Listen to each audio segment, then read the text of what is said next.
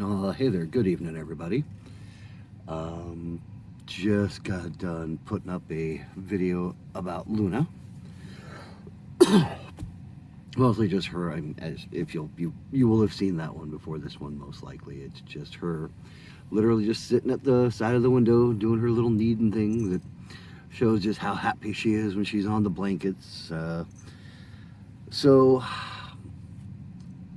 I guess I'm going to just talk about a couple of different things tonight. Just different things that hit my brain. Luna is definitely one of them. Um, and that kind of goes under the category of fighting boredom while living in a van.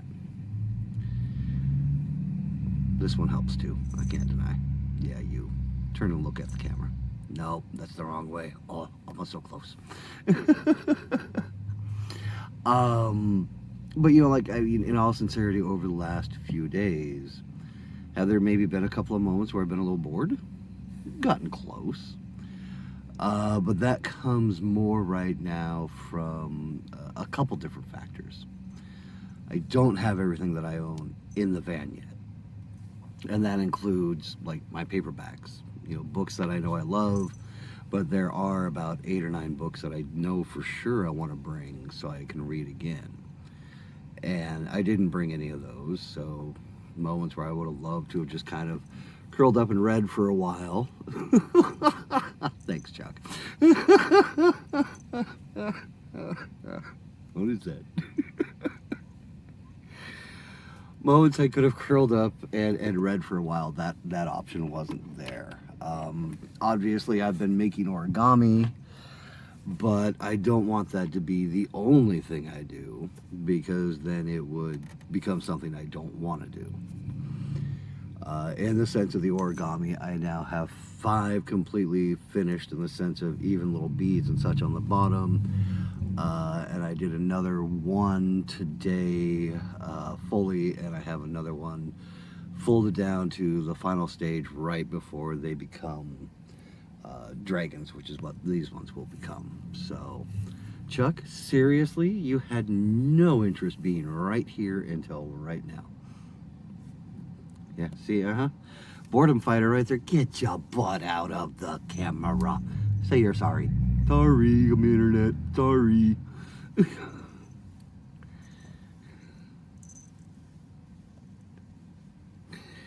Oh, good lord. There's nothing for you to see. The windows are fully open over here.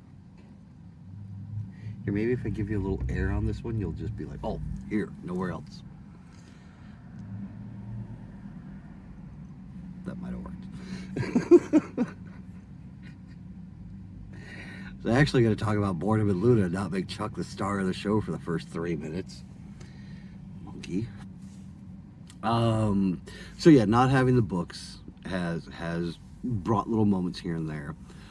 In all sincerity, my financial situation, which is not a bad situation, but it's not as flush as I would like at this very moment. And that has more to do with how much money really did get put into the van over the last month and 3 weeks before I left. That hindered things in a few different ways. With what was going on with the van, I didn't get as much of a chance to go out and do any shopping and build little funds that way. And whatever funds I did had went right into the van to get all these last little isms and issues figured out. So I left with a few $100s in my pocket, and a little bit less than I would have liked to in that sense. Because I had even spent a few dollars the day I left to get some of the last moment things that I had mentioned a couple days before. And I had only expected to be gone like 4, maybe 5 days tops. But having talked with my buddy Aaron real quick through text a little bit today, I can tell that I'm really, really glad to be here. She was telling me it is basically straight up 100 in Beaverton today, and I would not want to be doing anything in a van in 100-degree weather. I wouldn't want my cats in a van in 100-degree weather. And that's one of those realities of why I really have looked at the Oregon and California coast as the Oregon coast to kind of be my true base, hopefully, and then going down to California to have more fun in the sun, because much as I love the Oregon coast, as you may have noticed here and there, not the sunniest place in the world. Again, Beaverton is 100 degrees today. The coast is 61. So yeah, it's a totally different feel here than anywhere else. But because it has been so kind of dreary and such, it also hasn't been that, let's just go down to the beach and people watch. You know, that really hasn't been a huge part of the last few days either, in all sincerity. Ooh, we are getting kind of misty. Close that up. Hopefully that doesn't make it too dark. Here, I can maybe help combat that this way. There. Hopefully that helps. But yeah, so it's been a little drearier. And because I'm making dollars stretch a little further than I had meant to, or intended to, I should say, I didn't throw like another $30 in the gas tank today to just go drive around and see what I could see and stuff as that, which is fine. I actually would have done that if the $40 tip from Instacart had come through today. The only reason it didn't, it's all still coming through, but the reason it didn't is Sunday is officially end of the pay period for Instacart, so anything that's left after midnight gets processed as an actual payment, and that can take 1 to 3 days, and I think I'll see it tomorrow, most likely. Regardless, on Wednesday I'll have a bit more, like once I get back into home, I'll have access to a bit more cash again, and then I'll start doing the sale again. So the only real reason that boredom came up at all is because I was just stretching dollars a little bit further than I had first intended to, after having known I had spent as much as I had at the beginning of this to get the last of the stuff, and not having brought everything that I wanted to bring. Whew. Because I have sat in the van a little bit more than I probably would have wanted to, but today especially was just kind of misty and windy, and I got out a couple of times, but it was just like, nah, van's nicer today. Beautiful as those waves are, they're just as pretty from my window.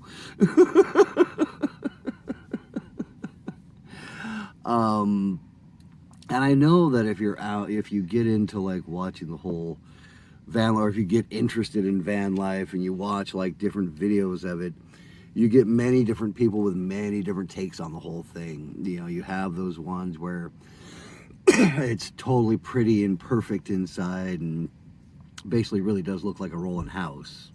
They've got like the tile backsplash and the faucet and the 2 to 3 burner stove, inset, and little fold up bed, and little couch underneath it with perfect little bookshelf, and those are gorgeous, and I hope someday this looks like that, but I wasn't going to wait until it could become that to just go do anything.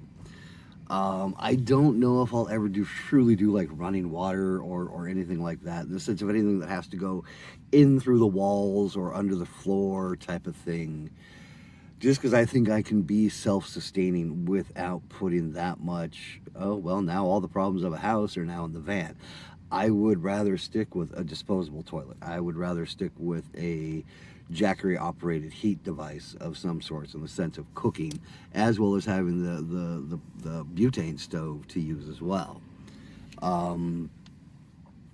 Just because the more you make it like home, in the sense of what everybody's used to with the 4 walls and the door and the windows and the separate rooms,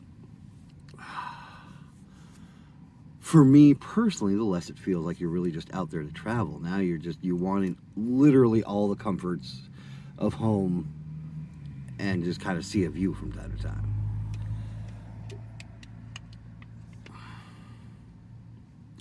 I don't want to get locked into all the stuff that we do at home. I don't want to be that guy that watches a screen 3 to 5 hours a night, which a lot of us do. Yeah, that's what my hair looks like today. Threw some conditioner in it, but got the claws going.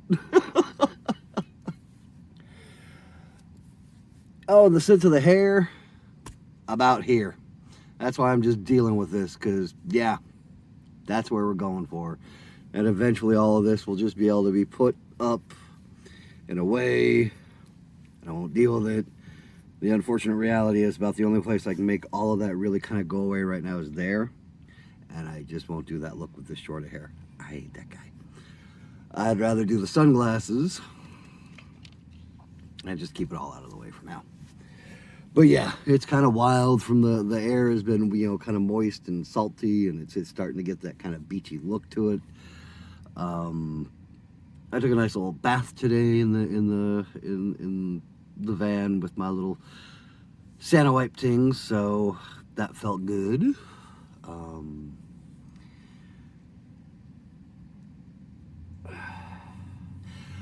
But yeah, if you get into the van life, you see that one side where everybody's got everything pretty perfect, and then you see other people that are just, I feel like they're constantly complaining about living in a van.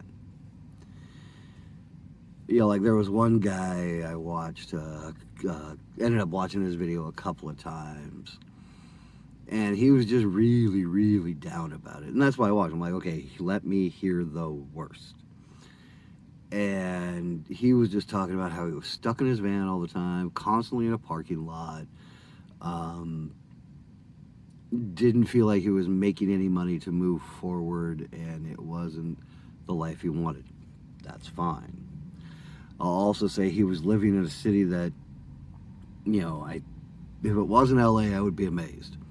And if you're deep in LA, living in the parking lots, yeah, that's going to suck ass. I'm not going to lie, that's going to suck ass.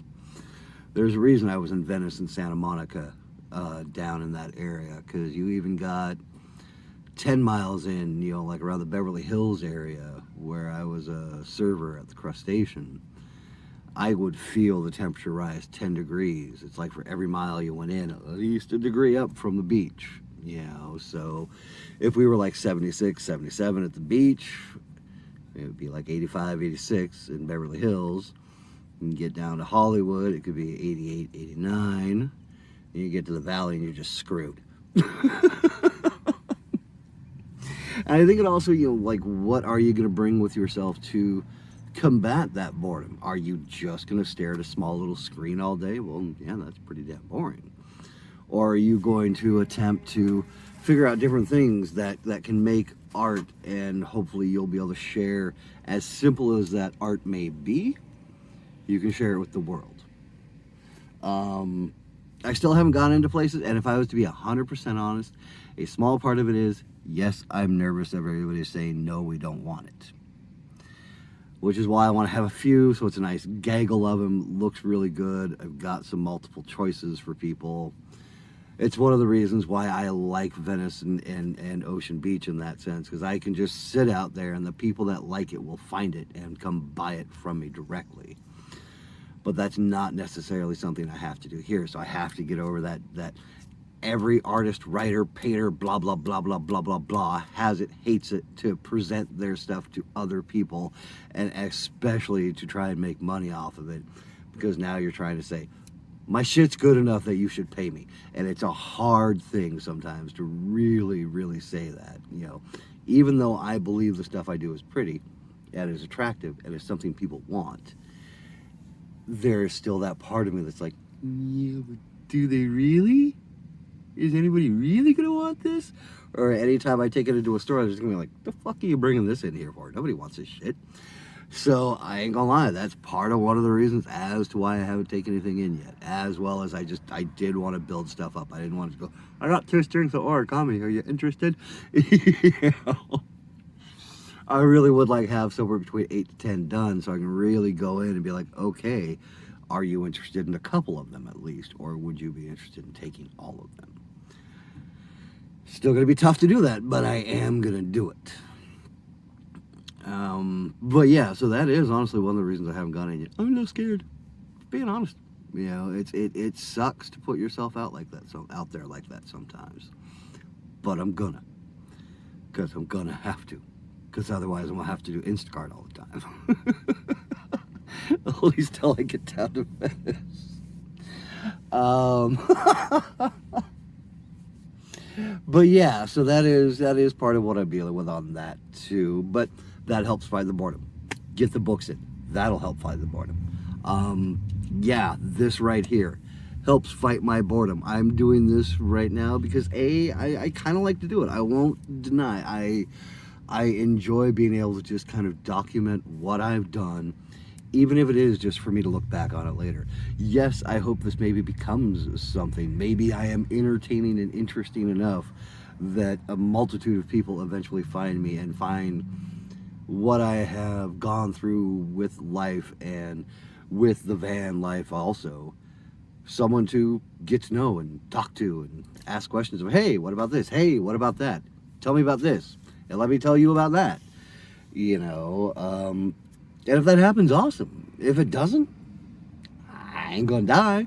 I'm gonna be in a van living on the beach. A lot of time in the sun. Just not in Oregon.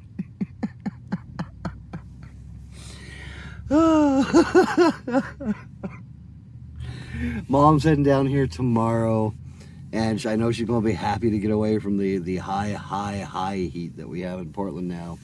But she wasn't super happy to hear from me yesterday. I'm like, it's like 61. She's like, could it at least be 74? No, 61. So yeah, that's part of the realities too. But yeah, so I'll need to find other things to fight the boredom from time to time, and different things to do, so I don't feel like I'm just falling into just doing one thing all the time, because then you just never want to do that thing. So, I'd like to get a good book of crosswords again, because that's something I used to do quite a bit. It's just one of those things I fell out of, pretty much because newspapers kind of disappeared. Used to be I just did the daily in the comics, and I could normally do the New York Times Monday through Wednesday for sure. Thursday, pretty often. Friday would start to look a little blank, for sure. It could be quite a bit blank on a Friday. And I don't know if it was Parade or what, but there used to be like a weekend New York Times crossword puzzle. That thing could sit around for 3 or 4 months trying to figure out different answers to it. So I'd have like a little stack of those ones, trying to getting answers for them. And, that's even like, we're talking like years back when I was actually still living with Mark, which this might roll into.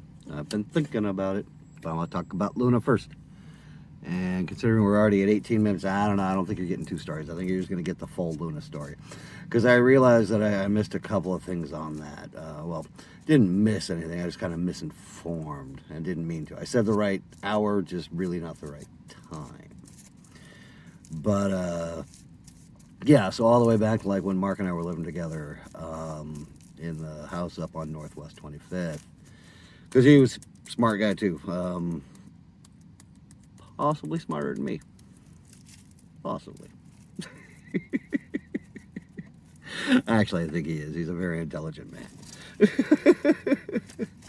But I gotta give him a little ribbon in case he ever actually sees this and make him wonder for a second. What? Possibly.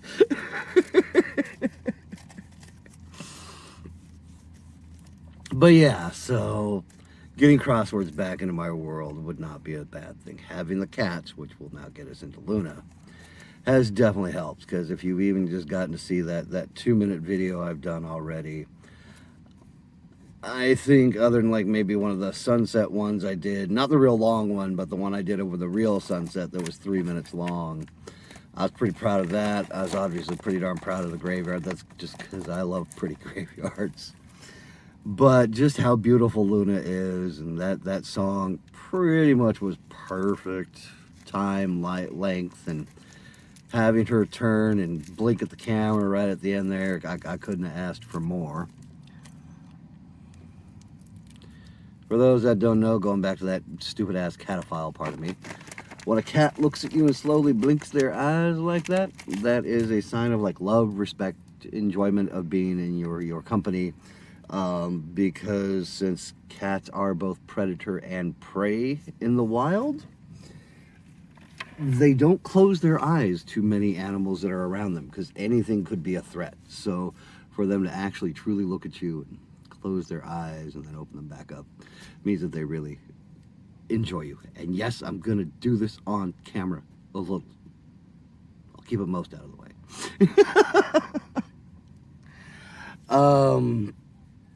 It's actually kind of raining here right now. It's a little misty. It really is. Just crazy to think that they're going through 100-degree heat just 80 miles away, 85 miles away when it's crow flies. It's wild, man. I'm sure it's way different as soon as you get up over that mountain between us and the hills, or between us and the coast, between us and the city. We got there finally.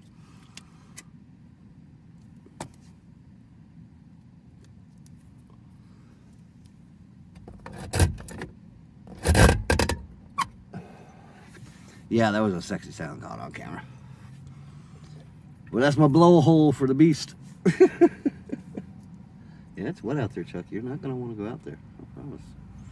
Chuck did get another moment outside this morning, too. She's just sitting by the side of the van, chewing on the grass while I was getting a couple of things done. Emptied out the igloo.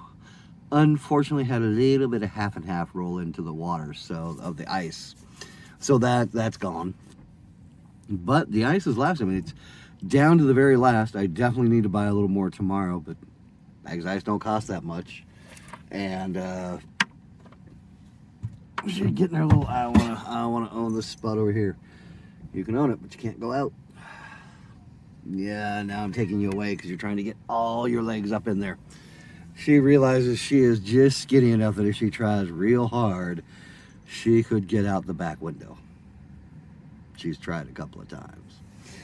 She got out earlier today, like I said, when I was draining the igloo and that type of stuff, and she was just under the van, so I trust her. It's just we're in the Fred Meyer parking lot right now, and I don't want her out there when I'm not going out there. So she has to learn certain rules about going outside, and that's only when I'm out there.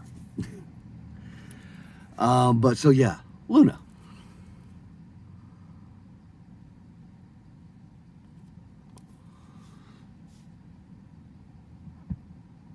Ooh, that felt good. So about 12 years ago now, really on the nose too, I had just landed in my own one-bedroom apartment in Vancouver, Washington, after having come back from living in Santa Monica for about 1.5 years, almost 2 years. And I had plans for another cat to actually show up. Her name was Chloe. She was going to be a little calico, it would turn out. And this little calico had just been born about 4 weeks ago. And early, it was mid-July. I think it was mid-July when we had just one of those super hot couple 3 days in Portland and Vancouver. Sorry, Vancouver, you are Portland adjacent.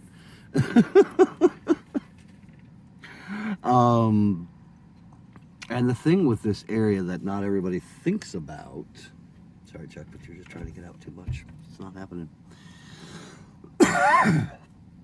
As you might, especially when you looked at the background from the graveyard.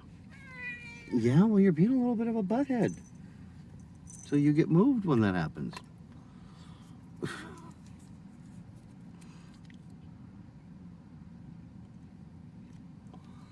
Look from that graveyard view, it's just trees for miles. So things people don't always automatically associate with Portland. It's understandable because if you see Portland itself, it's a cool little city. It's got some trees, but it doesn't look like a dense, monstrous rainforest that goes on for miles. And that's exactly what we are actually in the middle of. So even though we don't get monstrous heat waves, we can get very stale air and we can get humidity. And so on those times, those are those nights where it feels like the air doesn't finally break until like 3:15 in the morning. And you've been laid in your bed for the last 2 hours just trying to stop sweating so you can sleep, even with AC, because the air is just angry with you. It's humid, it's stale, it's just nasty.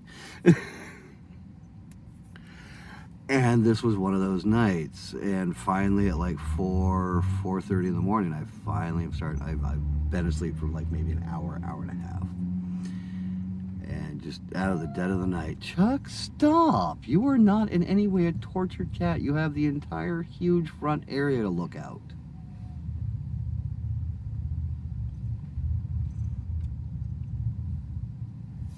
This is open. That's open. This is open. You don't need those two windows open. This is what we're fighting about. She wants those little two blinds there to come off so she can have that view as well. Welcome to living in a van with a cat. A very vocal, slightly kind of, I think I'm in charge of things cat. There goes that tail of aggression. Yeah, you fine now?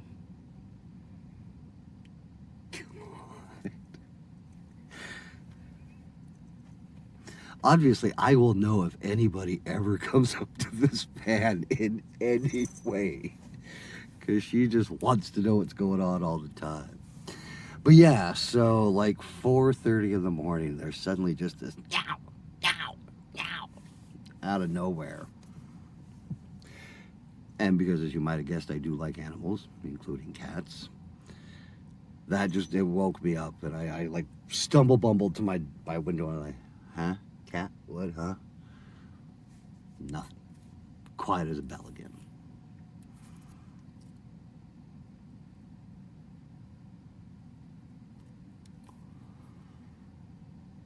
So I stumble back to bed, and as soon as I'm in bed, just about asleep again, meow, meow, meow. Throw my pants on, don't even bother with a shirt, and I just start going down the stairs. I know it's a kitten. I can tell that this is a kitten and something's going on. And so I go rolling around the corner of my apartment building. It's one of those ones where there's windows along the sides and just total dead space in the middle. 2 floors, 1 bedroom, each one. Nothing more than a 1 bedroom in the whole place. I round the corner, and there's this tiny little kitten just pressed up against the fence. And this is an area where there's a fence going along our property line, and there's this huge bike path green area with like soccer field type of thing on the other side of that. And then there's another fence that comes down this way to kind of mark the end of, again, the property line for us. But then there's like a couple, 3 houses as well. And so there's all these other, it's almost like a star of fences coming onto this one post. And she's hunkered down against it, just at the world. And sees me, and as soon as she sees me, just to me. In my hand, I'm carrying her upstairs. And at that point, I had a cat. Knowing I already had the other one on the way too, but I mean, obviously they were both so young, I wasn't even worried about that in any way, and they became quite a little pair for a while. I'm still not going into all of that, not tonight. But yeah, so when I had Luna, she first fit in my hand. I mean, truly fit in my hand. I can take her with both hands nowadays. She's a beast. And yeah, she's a very solid little kitty too. But yeah, so I fed her, like I said, goat's milk for the first couple, 3 days. I think almost a week and a half before she was really starting to eat real food. I don't even think I really saw her poop for about the first week because she was just that young. And then Chloe, who was the calico, showed up, and the two of them just took to each other. And it was happiness. And Luna has been with me for forever since then. And I'm actually really glad that at this point I can give her this kind of trip, because as you saw with the previous video, she's actually getting to like it. She's obviously a grand older dame now, and she's not as big of a hurry to get outside like Chuck is. She will go out, and I know when we get back up to the graveyard, she's going to come out and just kind of chill and sit and enjoy the sun, because that's when we'll go up there. It's a nice sunny day. And but like when we're here in a parking lot, she's not quick to jump out. She's like, nah, okay, I know where we're at. I'm going back in the van now. You know, if she even gets out of the van. Chuck is the one that definitely wants to get out. But yeah. that is how Luna actually came about. So I wanted to correct that. It wasn't just 4 o'clock in the afternoon. It was 4 o'clock in the morning. And she was to be found. So yeah, things like, and so definitely having the cats helps fight boredom. Sorry, I was just kind of, where do I want to go from here? Really, I'm not sure. As you notice, I'm not somebody who edits a lot. I really don't. I give a damn about editing at this point. I'll just free brain it, and we will let it go where the chips lie. Oh, other things to fight boredom. I mean, that's actually, there are other things I want to get into, again, like finding some driftwood so I can make mobiles.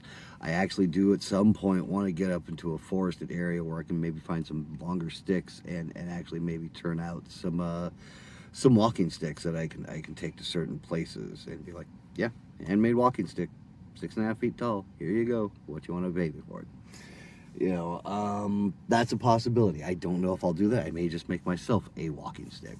I want to get more into my Dremel soon, but that's also going to mean having slightly sunnier days where I can maybe sit outside and, whether Chuck likes it or not, keep the girls inside.